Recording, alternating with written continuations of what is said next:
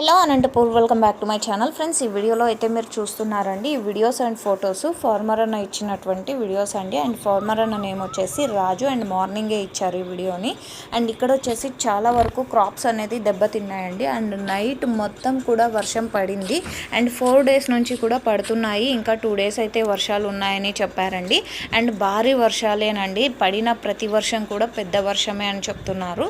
And okay friends, ఇక village name వచ్చేసి కళ్యాణ్ దుర్గం మంగళ కుంట అండి విలేజ్ నేమ్ వచ్చేసి.